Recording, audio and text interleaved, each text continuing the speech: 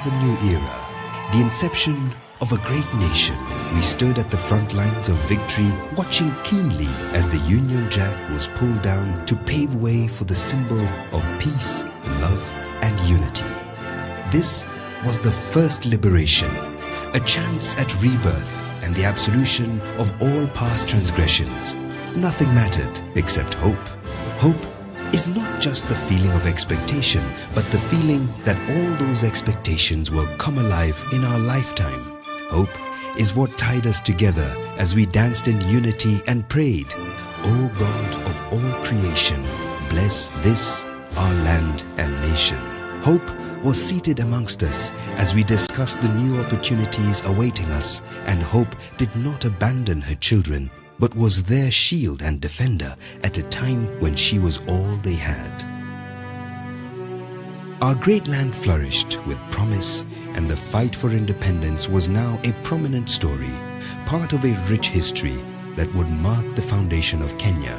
We stood on the shoulders of great men and women that made it possible for us to enjoy this freedom, and indeed plenty was found within our borders. This was Kenya's time for an upward turn, a time to make the journey worth it. Let one and all arise, they said.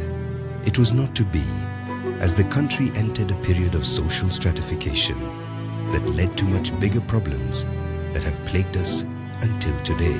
The dark days previously cast upon us were now once again hanging over our heads when we found new ways to ensure we were further divided than when our colonizers left us. An era characterized with political repression and revolutionary terror was to befall the great nation of Kenya, and many fallen heroes to go down with its tumbling walls. Draped in fear and uncertainty, we all recalled a time when we sang, "And our homeland of Kenya, heritage of splendor, firm may we stand to defend." But the joy of that song had long left the ones for who it was intended.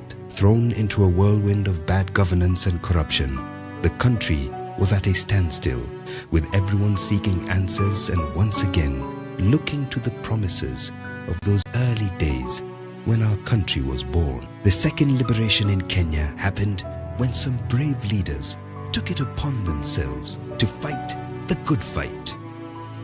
They stood up for Kenyans who could not speak up on these matters. They fought to open the democratic space and to start the trend of demanding accountability from sitting governments. We all remember Saba Saba as a time that started this dialogue.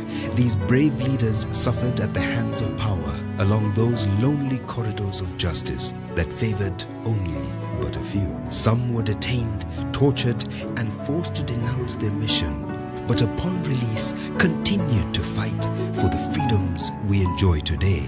Freedoms we cannot take for granted. Freedoms that govern how we live our lives today and the comforts we enjoy. Freedoms that bind us together like that promise made in those early days. Today, we celebrate 54 years of self-governance and independence. We have never been closer to square one. We have gone back in history to a time filled with fear and uncertainty. Corruption is at an all-time high, with ministries being robbed clean of funds meant to develop the nation. Misappropriation of taxpayers' money is nothing new, and our leaders in power have openly told the public that they do not know what to do with corruption in their government. Dear Kenyans, don't you want answers? Isn't it high time your government started working for you? We as NASA want to walk with you into the future and deliver you into the third liberation that we all so desperately seek. A future where each Kenyan can contribute to a greater good for the country. A future with a clear development agenda, complete with accountability measures. A future where the economy grows not just in figures and jargon, but its impact felt by all. A future where we build cohesion so that each man, woman, and child will feel included in this development we speak of. Because, as we have seen in the last few years, growth without redistribution is not development. And progress is not reserved for a few special people in our nation. It belongs to you. One man will lead us into this time that will see reforms in education, revolutionize ICT, upgrade our agricultural systems, and welcome developments in infrastructure so that we put Kenya on the map to compete on a global platform with other leading countries for better opportunities. Amkeni ndugu zetu. We are heading into Nane Nane.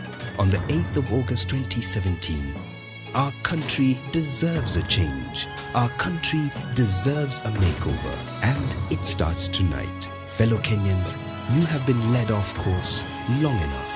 And now our man, the Honorable Raila Amolo Odinga, will get us back on track.